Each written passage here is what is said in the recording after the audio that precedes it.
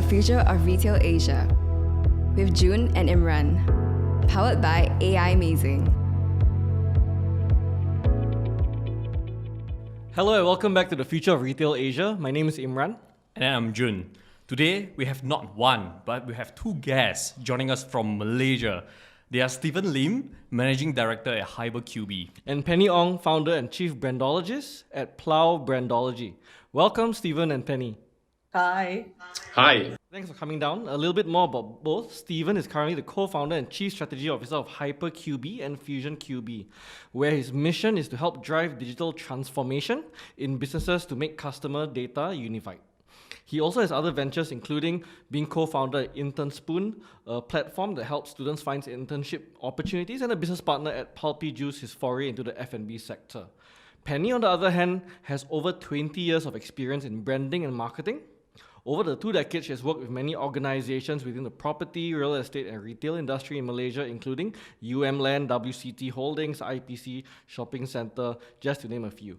Previously, she was also Group Director of Brand Communications and Marketing at Hatton Group. So both very impressive background, and I think we'll have a very great discussion on Malaysia today.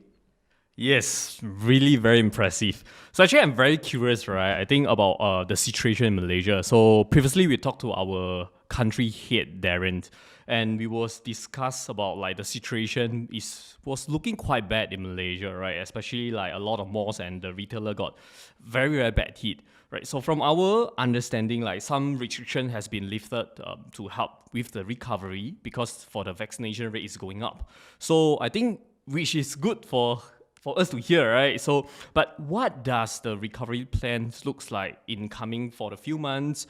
And then do you think we will see the people in shopping mall and retail shop or F&B restaurants soon?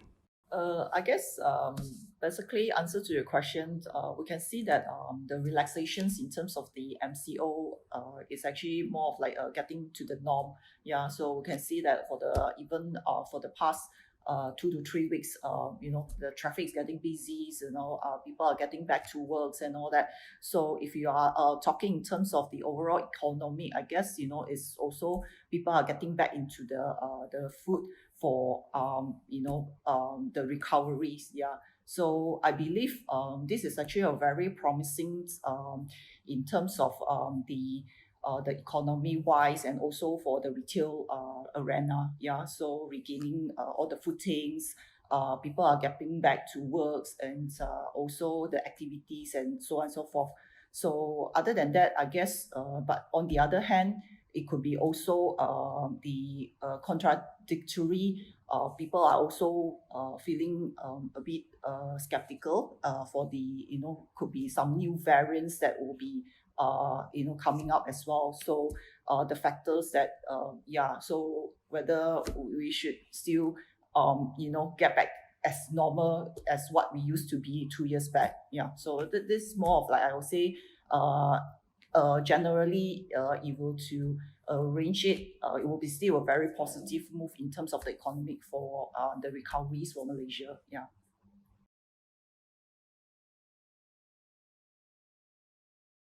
So basically, Penny, well said. Speaking from the consumer perspective, I think we are very desperate and also get ready to spend, right? So when the markets actually recover from there, looking at the entire landscape of the retailer, they are all preparing themselves, I would say, right? So I think this is the time where they really have to like go all out. Especially we are looking at end of the year is a super peak season, super peak period also for all these retailers to prepare themselves. I think recovery plan just came in time. We know, looking at the statistics of like where we are today, right? So we already have up to like 60% of like fully vaccinated on all the adults populations that we have, right? And by the end of October, so the ministry is actually targeting reach up to like 80% of it. So I think it's basically a good situation, and we can't basically backs to the previous situation where we are expecting like a zero COVID virus anymore. Right? I think that will not be like feasible. That will not be like happens in a near so-called like time soon. I think we have to think about the way that how we need to live with it, the way that how retail should start rethinking how they can actually like live with the virus, right? So what are the solutions that they can actually implement? What are the technology that they can actually power up from there? So that's basically from my point of view. Right. I think you guys touched on very important points, right? Even for me, with my family, I know you guys also have family.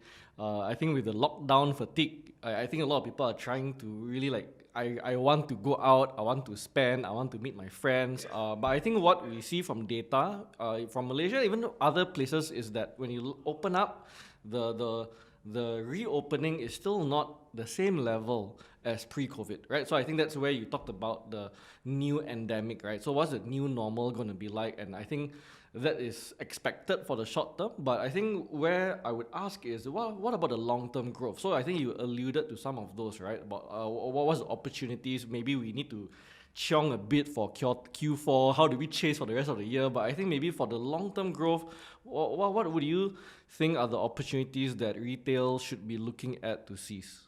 Perhaps we are looking at the statistics that we have today, right?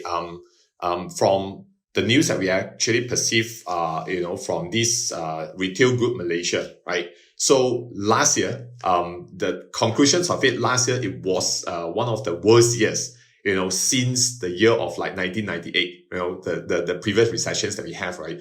So it's the worst, right, in the year of 2020. And this year, they are expecting the growth to actually come back. So right now, beginning of this year, we are basically doing the growth of like 1%, but the entire year of like 2021, right, they are expecting go back to like 4% of it. So right now we are still like, in between of it. So of course, with all this EMCO, MCO, a different version of like implementations at a different stage itself, I think it will definitely like be slowing down to hit the expected of like 4% of growth in the entire retail statistics that we have today. So I think that's basically something that we need to understand a little bit. How can we actually chase up the number that we have? How can we encourage more spending from there? So the second part of it, I think, is also very important. You have to understand the entire landscape. 60% of the consumer spending is coming from Klang Valley in Malaysia itself, right? So the 60%, how can we encourage all these people? But sad to say, unfortunately also, I would say that almost the entire half year of like 2021, right? So the restrictions lockdown is actually happened in Klang Valley because we have the higher hits of like COVID statistic of it. So one side, you have 60% spending is coming from Klang Valley. The other side, you have been like restricting all these, these restrictions, rules, and also policies within Klang Valley itself. I think that actually comes in a very conflicting kind of situations that we have. I think that's basically something that we really have to look at it.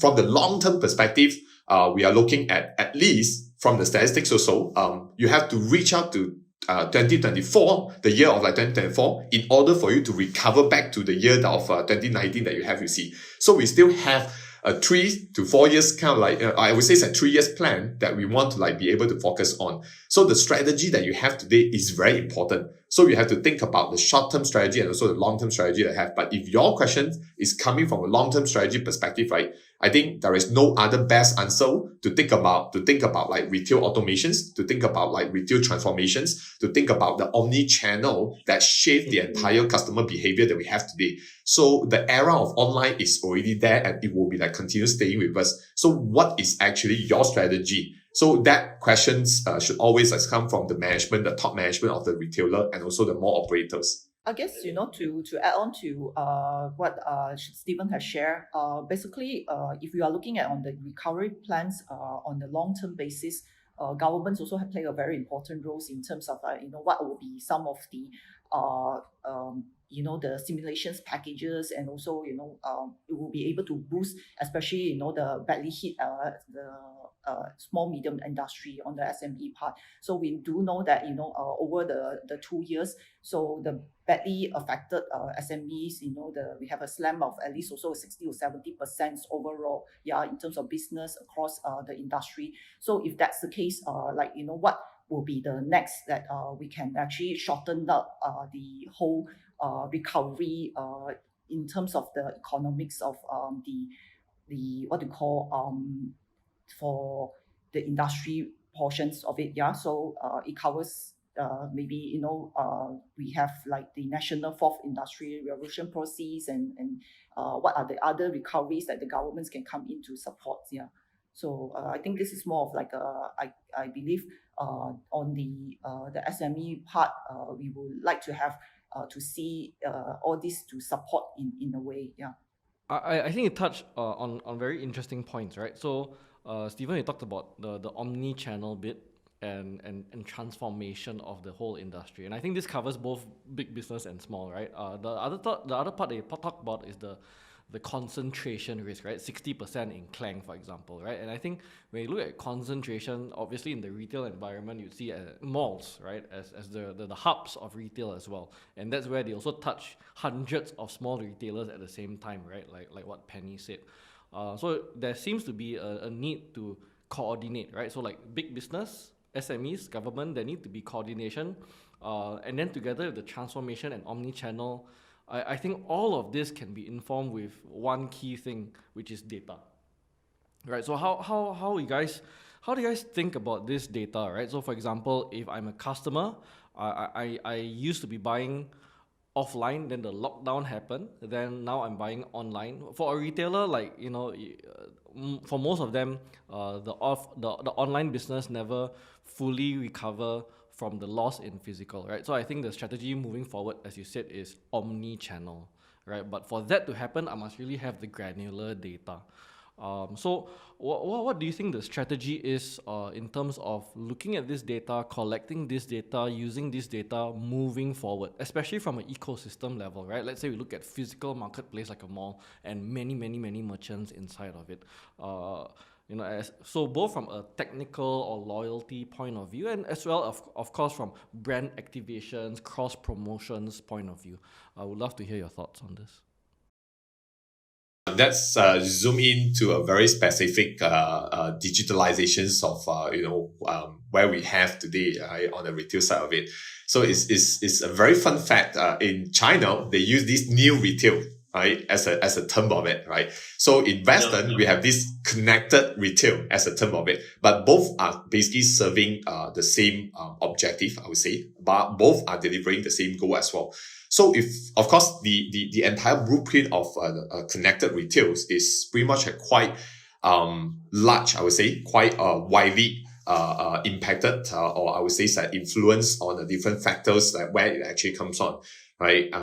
Small retailer, medium-sized retailer, and also, of course, big retailer, as well as the mall operator will have to work together in the entire chain of retail, if you ask me.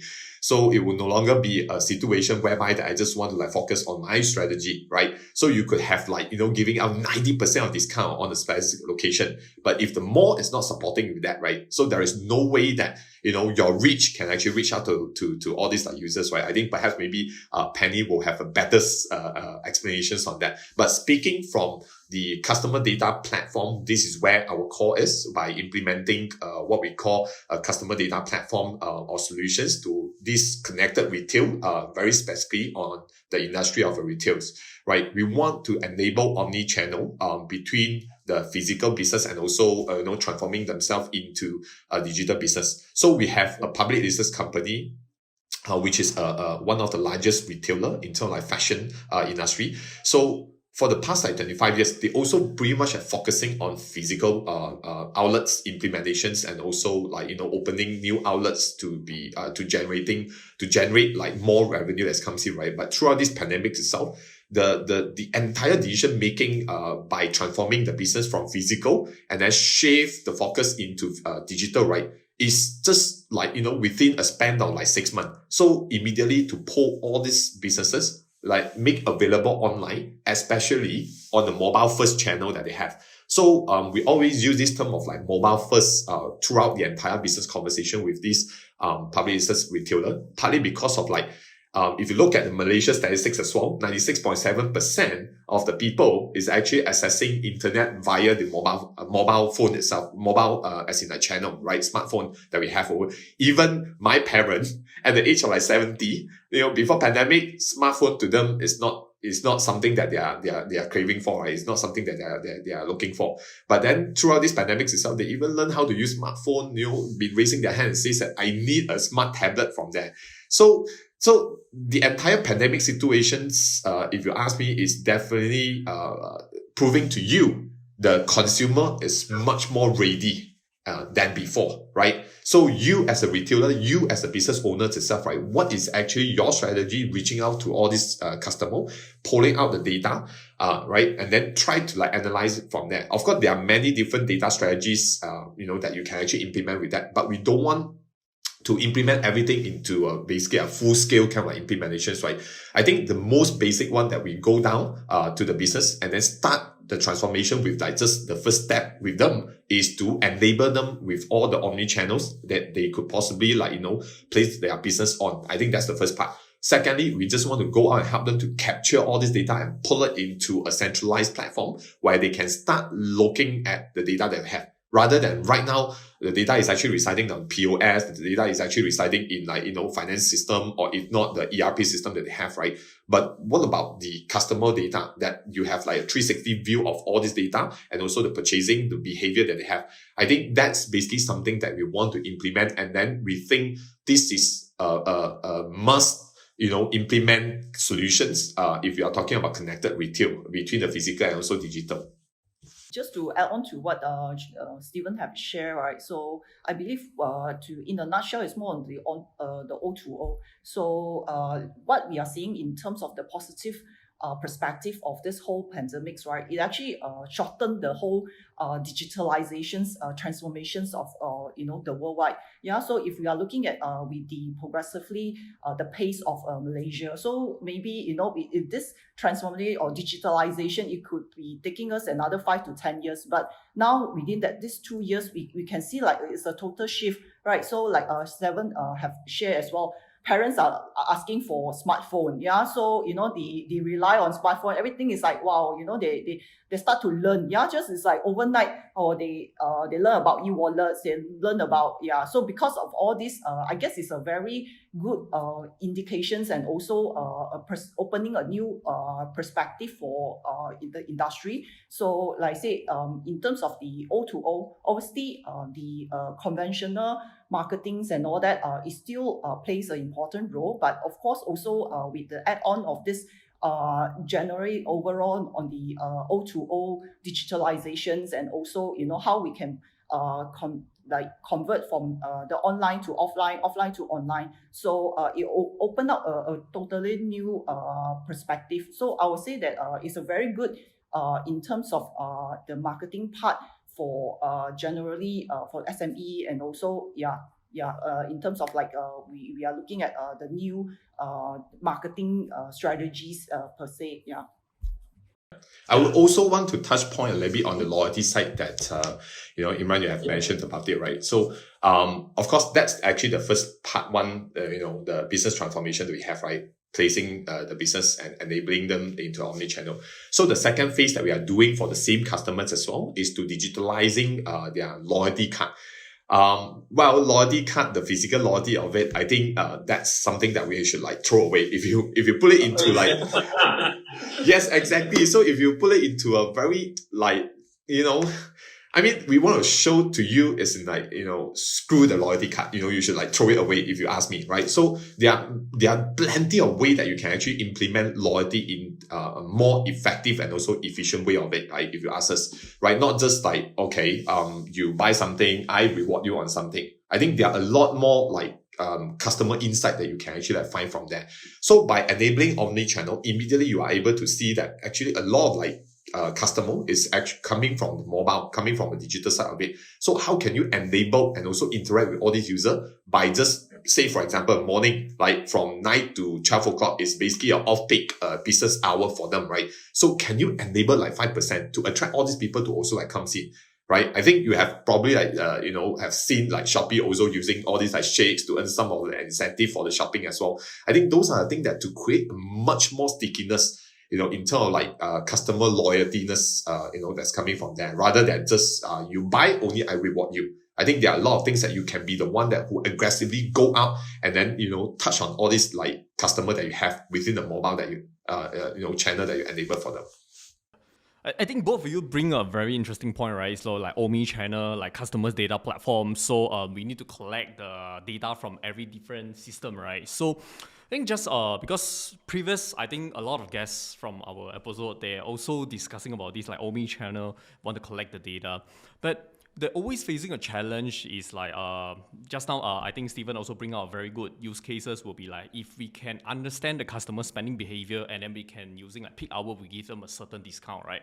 But when we trying to collect the data, right? So when we talk about like if I want to like jump into more detail, will be like even transactional data, right? Is it this transactional data like when you provide a loyalty program system to the shopping mall for the last mile data collection or last mile understanding the customer spending behavior?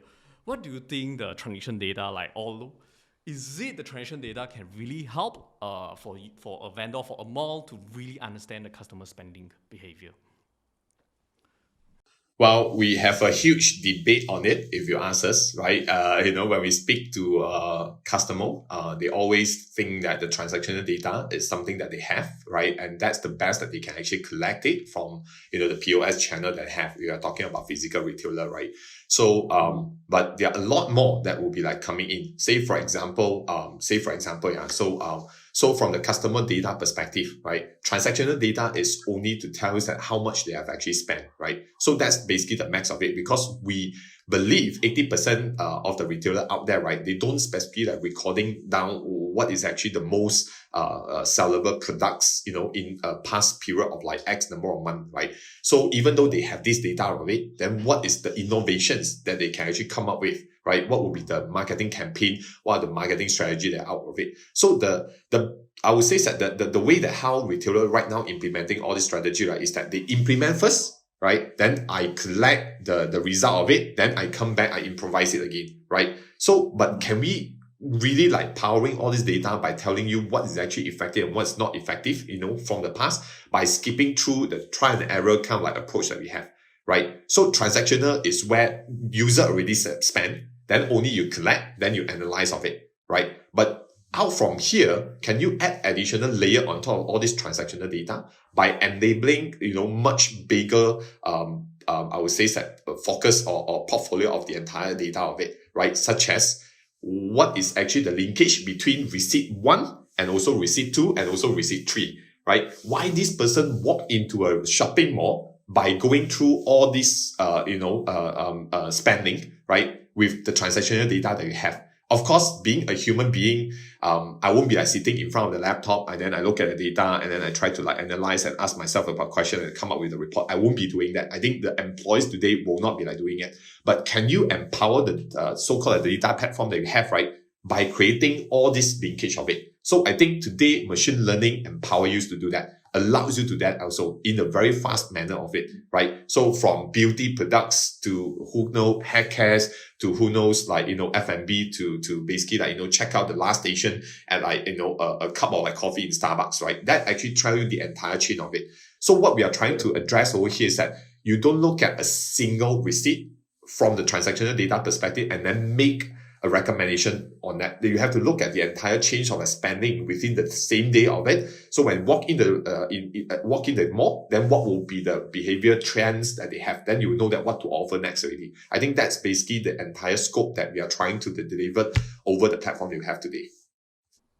I see. Yeah, I think this is what normally we call like shopper journey, right? What you are trying to mention is like, I know the customers went to the shop A, example like Starbucks, they order a coffee, and then after that they will go to the 7-Eleven, buy an ice cream, right? So I think maybe like I know that Stephen, you're offering a loyalty program, the customers data platform to the mall. I think just now you touched a little bit like some of the use cases, but any specific use cases that like if a shopping mall, they are able to get the transactional data, right, from every single outlet.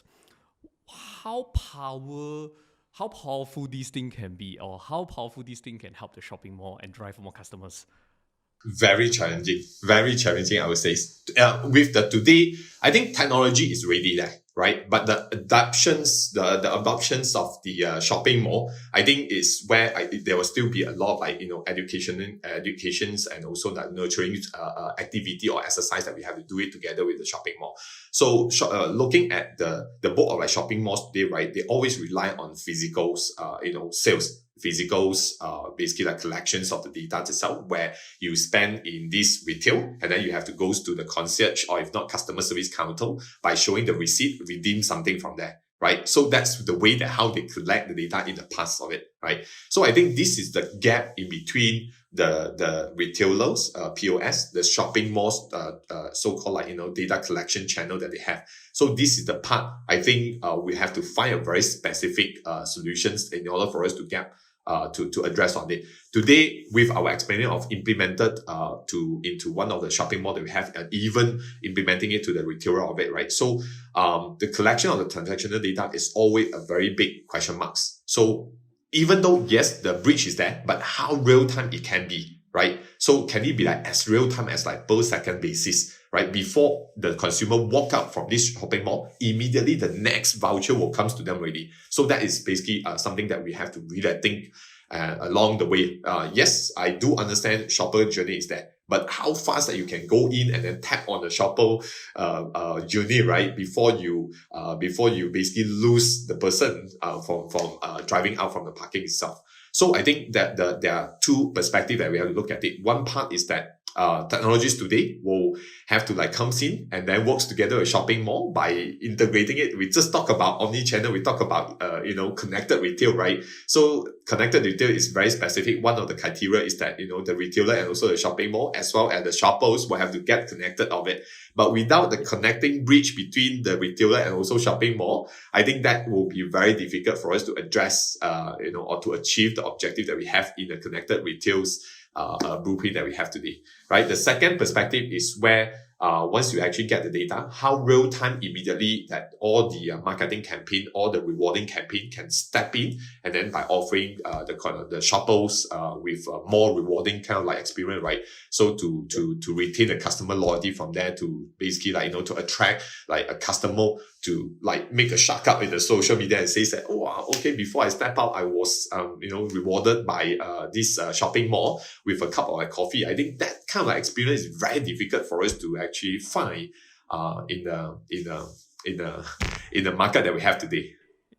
I think I want to using this chance to actually promote AI Amazing, right? So when Stephen mentioned about the gap, right, the real time, that's what actually we are able to solve, right? So if you're a loyalty program, if you're a mall, you're facing some challenge to actually collect the real time data to pump into your loyalty program, and then you are able to get this kind of a real time data collection and real time triggering, right? I think that's what we are trying to offer to the market. Yeah, like what you said, Stephen, right? It could be as simple as, last time I have to transact, buy something, get the receipt, I go to the concierge, then I got to fill up a form or put in my receipt, take picture, or maybe upload onto an app, maybe wait 3 to 5 working days, then maybe I get my rewards, maybe I get rejected.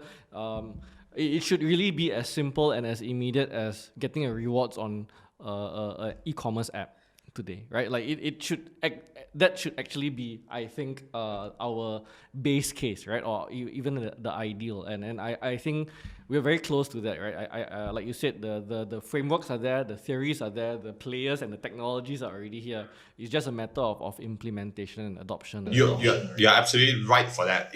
One of the key point that we are basically like reserving it for the end of the section is one of the implementation of the future of the retail, right? So be it the mall, be it the retail, whether you are small, big or medium of it, right? I think one of the key success factor that you make your customer comfortable is the clean and also contactless like implementations you have actually implemented into the in-store experience that you have over here, right? How can it be like contactless? I think that's exactly that, the use cases of like AI Amazing that comes in, right? So you wouldn't want the user still like carrying a physical card and pass it over to you and take over the card and you swipe it, right? That's one thing. You don't want to be like able to like give them a stamp card that for them to scan, to contact it again and pass it back to you and they keep it into the wallet and bring it home, right? So especially the customer over the counter or like customer service desk, right? I think that is something that if you ask us as a consumer to sell, I think in any other possibility, I want to get away from there. It's not even a convenience issue anymore. Now it becomes a safety and health issue as well. Yes, that is the number one, like, I would say, considerations that we as a shopper or consumer will have in mind always. Yeah. So maybe at this point, because we should be wrapping up soon, I think we'll go to like some key specific advice for players, right? So maybe Penny, I'll start with you first. What would your advice be for retailers listening in right now, right? So like there's a lot of noise, there's a lot of things going on. What's your one piece of advice for them now?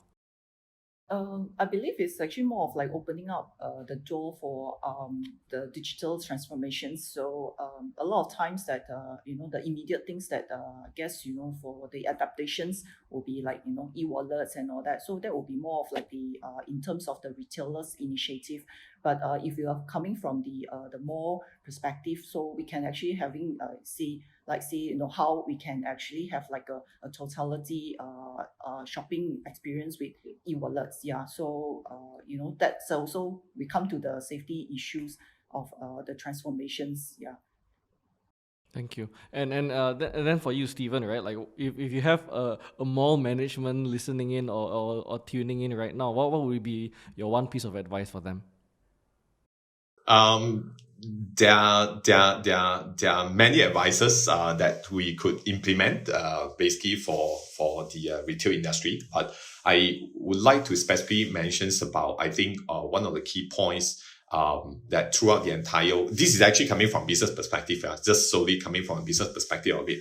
I think whether you like it or not, all these shopping malls operator or all these retailer, you should have your own mobile first strategy, right? So speaking from that perspective, the reason because of like please go and like down to the report and look at the statistic that we have. Really today we are talking about newer generations, right? Generations like Z, generations like Y, right? So they are all living in the world of mobile that we have today, right? So you cannot omit that. That's already given a fact, right? So I wake up, I look at mobile phone, right? Before I sleep, I also turn on my mobile phone and do my last check and all this stuff, right? So what is actually your mobile first strategy? Can you enable your business throughout the mobile first channel that you have, right? Of course, implementing mobile first strategy is not as simple as just getting a provider to come in and then just to create an app for you. I think the app strategy as well as the brand strategy will have to come together, right? So when you put yourself into the world of digital space, right? So you are just no longer talking about getting your shopper comes into your mall and then trying to lock down the person within the mall itself. You are basically have a lot more other competitors within the landscape that we are facing today, right? So the brand strategies got to be there. And of course, for the customer to understand your brands and to basically express the interest over the brand that you have, right? The mobile strategy, the mobile first strategy should be there, right? By providing, more services to them, by basically enable the interaction between you and also the customer, right? So as a retailer or as a shopping mall operators. So I think that is where our expertise that comes in. That's where that I think we can actually have a deeper conversations that how the entire transformations of connected retails can actually come into the space, right? So we are not talking about 1,001 thing of implementation, but we can always start with something. And then from there we transform along the way that we have today. But with the only one objective is to put your customer in the heart of business, right? So, but for you to do that, you have to go down to the ground and understand your customer further, right? Without meeting the customer, I think mobile will be the best channel for us to really appreciate the entire customer journey that we have today. Yeah, actually something that was made me smile was this line that you just used, right? To truly put the customer in the center of your business. And I think it's really not the first time that a guest has actually used this specific phrase. It's very important. Super important, Yeah. right? And It's very you cannot do important. that without data. You can't do that without automation. You can't do that without mobile as well. Yeah, for sure. Yeah. And our final question for both of you, right? I think, do you think retail can still remain king? I think maybe we can start from Penny. I guess there are some of the industries in terms of retailers, right? F&B, like the shopping experience that that we have been enjoying. So that's something that the retail empire that it cannot be totally swift to the digital arena.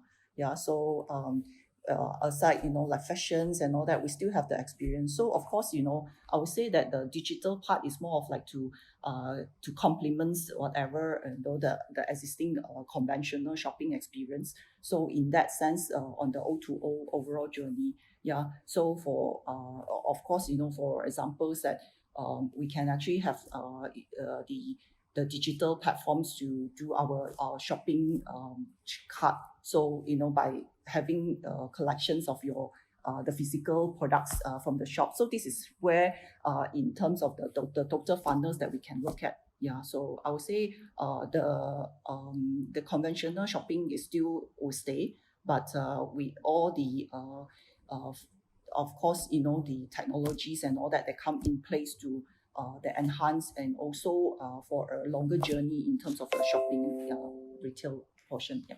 Very well said, Penny. Yeah, as in to be honest, from our sides, I mean, speaking from a consumer perspective, right? Please don't take away my physical shopping experience. This has to be there, right? So we don't want to just live in the world of digital that we have today, right? We still very much and we need interactions. I just hope that this is only a short term situations that we have to deal with it. If you ask us, physical retail got to be there, but it's just that right now we have to expand it to the digital details or the online details retail that we have over here today. Yeah, so that's basically my point of view of it. But of course, having to say that, for you to get into a digital retail, I think that's the part we have just shared. I think all the service provider will have to come together rather than to compete with each other. I think all the service provider will have to come together by offering more business opportunity, more affordable strategies to all this shopping mall. So what I can see over here is that one side you have retailers, you have shopping mall operator. Then we as a digital solution provider or digital service provider, right? So can we come together, or technology provider, can we come together by creating this layer called innovations, right? So when it comes to innovations itself, then we always think about for our customer as a retailer, as a shopping mall operator, right? What are the innovations that we could actually bring it to them, rather than one person itself creating everything and then trying to deliver over time. So I think that is basically the entire moving forward landscape that I would say. So how can we enable or empower more innovations between technology player as well as retail player? Thank you, Stephen. I think, what you guys shared is so insightful. I have a feeling we've only scratched the surface of this discussion, to be honest. I'm sure many people listening in will also have a lot of comments and questions. Unfortunately, we've come to the end of the episode. It's a very insightful one. So thanks again, Penny and Stephen, for joining us. Thank you. Thank you for the invitations as well. Yeah, and then again, if there's any queries regarding the Malaysian market, if you happen to be a Malaysian retailer, a mall operator, or someone in the region with certain questions for us or for Penny or Stephen, please feel free to comment, question on our profiles on LinkedIn, or even write in to us directly, because I'm certain that we are not going to just stay with this conversation on this episode, but to actually bring it down to the ground. So feel free to jump in with those comments, questions, and we'll see you in the next episode. Thank you. Thank you. Bye. Thank you. Bye-bye. See you. How will retail change post-pandemic? Download the Future of Retail white paper from our website, aimazing.co.